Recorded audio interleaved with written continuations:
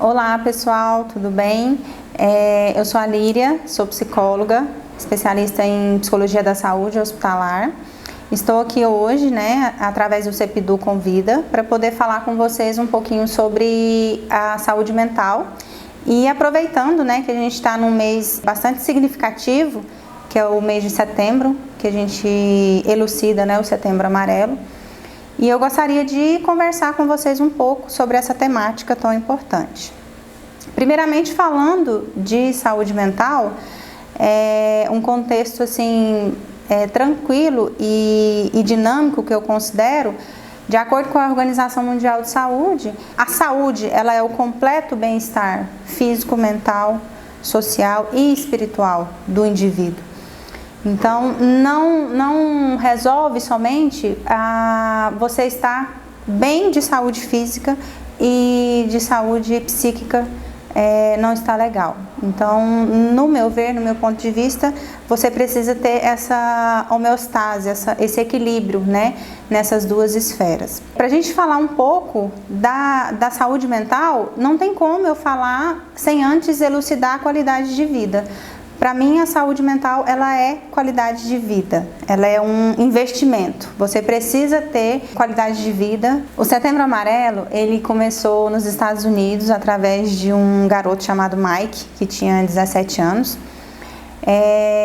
Um garoto extrovertido, um garoto alegre, porém que tinha, algumas particularidades que poucas pessoas percebiam, Ele sofria, de depressão, ele tinha alguns problemas pessoais, no qual ele não se abria, com seus amigos e nem tão pouco com seus pais. Ele tinha uma paixão muito grande, que era um carro que ele tinha na época, era um Mustang amarelo, que por sinal que foi, elucidada essa campanha.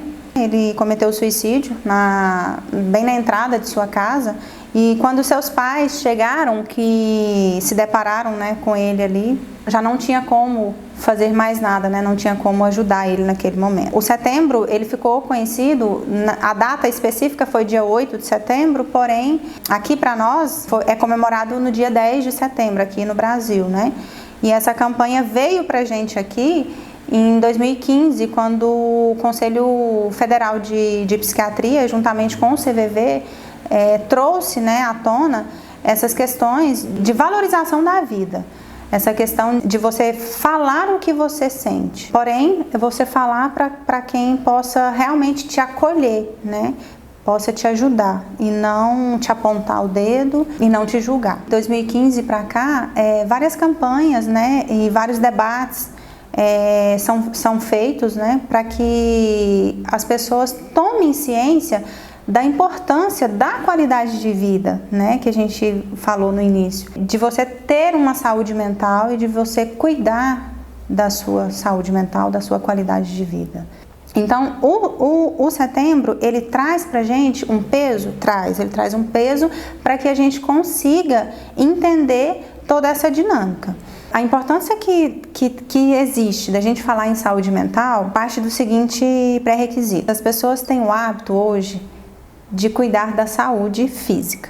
Então, as pessoas têm o hábito de ir ao oftalmologista, ao ginecologista, ao cardiologista, enfim, a gente tem a tendência de cuidar de todas as outras doenças, E quando se fala em saúde mental, geralmente é onde eu tenho essa sede, onde as pessoas não dão muita atenção. As pessoas ainda não enxergam a saúde mental de acordo com a concreta, saúde física. No meu ver, ainda há um preconceito muito grande, um preconceito sobre a saúde mental, Ainda se tem muita brincadeira, você vai ao psicólogo, você vai à terapia. Não, pra quê? Eu não sou doida.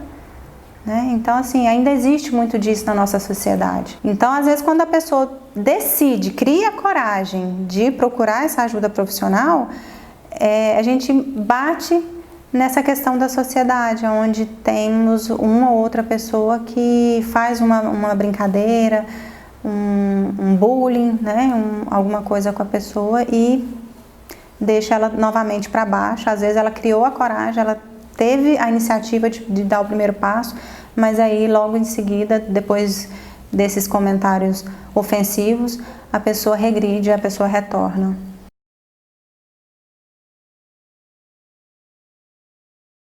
Em relação ao bullying, geralmente existem essas microviolências, né, que afetam cada dia um pouco mais o indivíduo. Vou dar um exemplo aqui de perda. O João perdeu a sua mãe no dia 12 de setembro, de um acidente de carro. E o José também perdeu a sua mãe no mesmo ano que o João perdeu, dia 12 de setembro, também no acidente de carro. E aí, o João não conseguiu sair dessa dor, desse luto, né, e às vezes as próprias pessoas que rodeiam, né, ele ali naquele momento, eles vão querer, às vezes, incentivar de uma forma, vamos dizer assim, brutal, uma forma violenta, mas que não é percebida, né? Uma brincadeira, vamos dizer assim, que é onde a gente pode e se chega também à questão do bullying. Da mesma forma acontece, às vezes, com o término, às vezes, de um relacionamento, a perca de um filho, né? A dor que a pessoa sente é diferente, a gente não tem como comparar a dor do João com a dor do Pedro, né? É diferente, porque vai depender do significado que essa pessoa, com esse objeto, tinha para aquela pessoa. Essas microviolências, elas começam por aí, onde a pessoa tem uma certa dificuldade de sair desse meio. E eu tenho colegas, eu tenho a sociedade que está ali impondo para que ela tenha uma rapidez para sair daquele quadro que ela se encontra naquele momento, né? E eu preciso respeitar o tempo de cada um.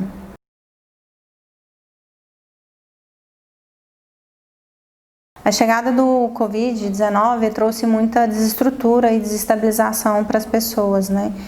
Já tem basicamente 6 meses que a gente está vivendo esse isolamento, né, social, e onde afetou e está afetando, né, e vai afetar muita gente ainda. Ao meu ver, esse ano, o Setembro Amarelo, ele trouxe um peso a mais com a chegada do Covid-19. Então, a gente teve muitas perdas, que foram perdas irreparáveis, que até hoje as pessoas ainda estão se adaptando, né, e se reorganizando para retomar, né, a sua rotina. Falando sobre saúde mental, a gente tem a parte do isolamento social, no qual a gente ainda está em processo, né, desse isolamento, que as pessoas tiveram que se readaptar.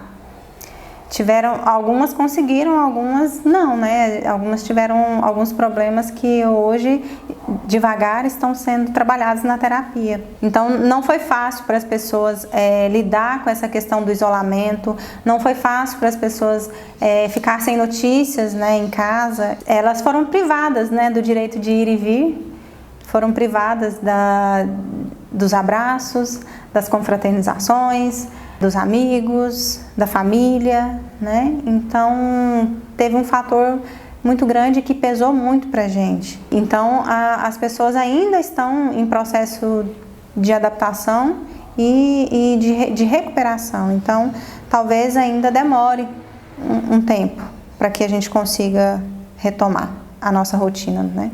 Essa readaptação, além de problemas psicológicos, ela trouxe, sim, problemas fisiológicos, problemas físicos mesmo de saúde. As pessoas entraram assim na cadeia do surto de uma tal forma que trouxe, né, infartos, uma desestrutura psíquica mesmo, de ficar isolado, de ficar ali parado sem poder ir à padaria comprar o seu pão, ir ao supermercado, né, ter a sua atividade de vida diária, normal.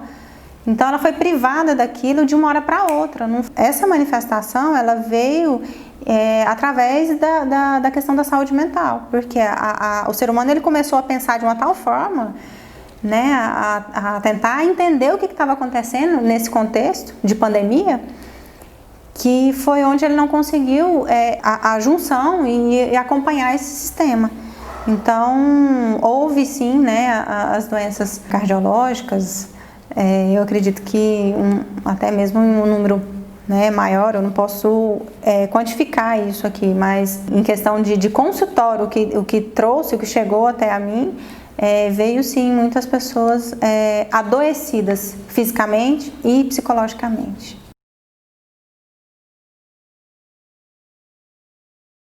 O adoecimento físico, ele não é consequência direta do adoecimento psicológico, porque antes do físico acontecer, eu tenho que lembrar que dos hábitos que essa pessoa tinha, da predisposição, né? Vamos voltar para o infarto, por exemplo, né? Às vezes a pessoa já tinha ali uma predisposição ou já tinha alguma coisa no organismo alterada, alguns exames alterados, que isso só ajudou a desencadear, a aparecer aquilo ali, né? Não que ele não existia, às vezes ele já poderia sim existir, né, no organismo dessa pessoa, e só que isso só acelerou esse processo. Então, não posso afirmar que foi em decorrência do aspecto psicológico que ele veio, né, a ter o infarto, por exemplo.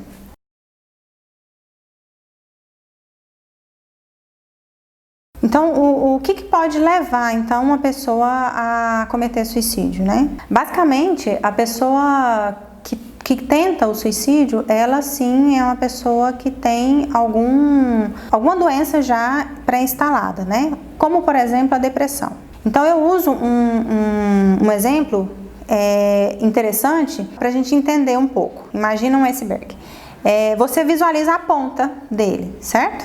Você está em alto mar e você está visualizando a ponta desse iceberg. Mas você não consegue enxergar o que tem ali embaixo, né? Isso é a depressão.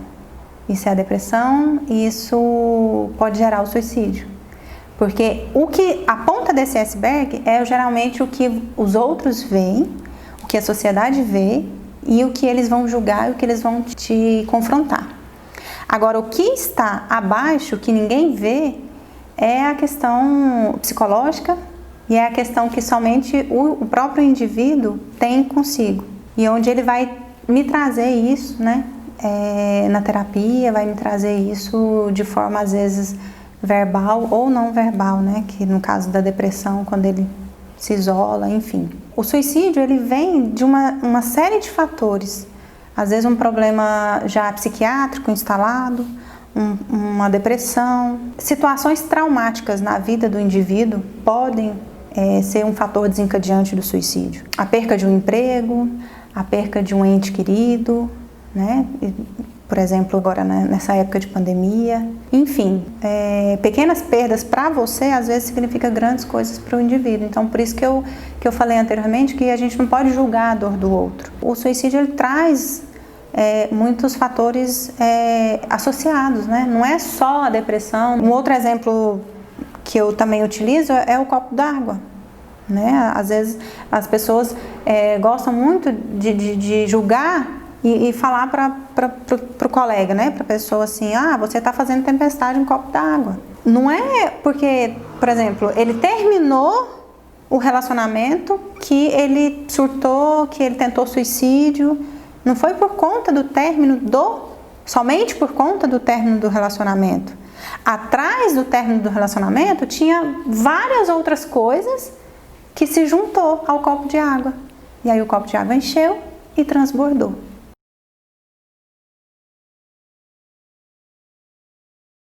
Em relação ao preconceito que as pessoas têm, né, a uma pessoa com depressão, a uma pessoa que tentou, né, suicídio, eu sempre relembro e gosto de enfatizar a questão da empatia, que é você saber se colocar no lugar da outra pessoa e tentar julgar menos, né, tentar ser aconchego, tentar ser abrigo para essa pessoa. Então a empatia, ela nos permite nos colocar no lugar dessa outra pessoa que está ali sentindo aquela dor naquele momento, né? Talvez para você possa não significar nada, mas para ela possa significar tudo. Então, se colocar no lugar de outra pessoa é muito fácil. O difícil é você se colocar no lugar dessa pessoa e sentir o que ela está sentindo. Então, eu queria lembrar vocês que o suicídio, né, ele não é frescura.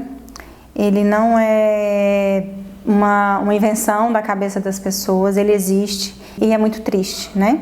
A gente pensar que uma pessoa está passando por alguma situação que eu não consiga ajudá-la. Então eu estou aqui para lembrar vocês que o mês de setembro ele está findando, né? Ele está acabando. Todos os meses, de janeiro a janeiro, a gente precisa trabalhar essa questão de saúde mental. Então isso demanda saúde pública, né? Isso demanda verbas, né? Isso demanda tempo, isso demanda estudo. E falando sobre a empatia, eu lembro que não somente é importante você somente acolher essa pessoa, mas também o pós-setembro, né, você acompanhar essa pessoa, né, saber o que está acontecendo. Então, para que a gente acompanhe, né, essa pessoa que está precisando nesse momento, eu preciso de uma escuta e de um acompanhamento especializado, né, de um profissional, seja ele um psiquiatra, seja ele um psicólogo, seja ele profissionais que estejam ali capacitados para poder realmente atender essa pessoa neste momento de sofrimento. Então a gente conta hoje, né, com a ajuda do CVV também, através do número 188 e através do chat cvv.org.br, também com a ajuda dos CAPs, né?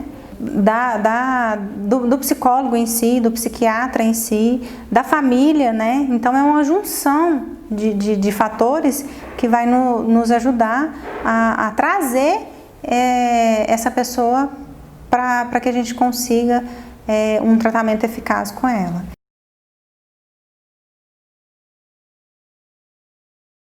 A tentativa de suicídio, ela vem carregada de alguns estigmas que geralmente as pessoas dizem assim pra gente. Quem tenta suicídio, quem quer cometer o suicídio não avisa, né, não fala, ele vai lá e faz. E geralmente essa pessoa, ela está falando com você, mas você não está percebendo ainda, você não observou os sinais que essa pessoa está te dando. Às vezes o desinteresse com a própria família, ou com algum amigo, com algum jogo, com alguma coisa que essa pessoa tinha um interesse muito grande e que aos poucos, né, foi se perdendo e passou despercebido, ninguém notou. E aí a sociedade vem, né, vem a ponta onde o suicídio é frescura e que quem quer suicidar, quem quer se matar, não fala, não avisa, ele vai lá e faz. Realmente ele vai lá e faz. Mas as tentativas dele é uma fala, é um pedido de socorro, é um grito. Você está lembrando as pessoas, você está dando ideia para a pessoa de como suicidar, né? E não é assim. Claro que hoje a gente tem várias formas, né, para se chegar ao suicídio, mas eu preciso falar dessas várias formas, sim, para que a própria família, os amigos, as pessoas entendam os sinais que essa pessoa está dando e procure ajuda antes que ela cometa o ato em si. Procure ajuda profissional, porque falar sempre vai ser a melhor solução.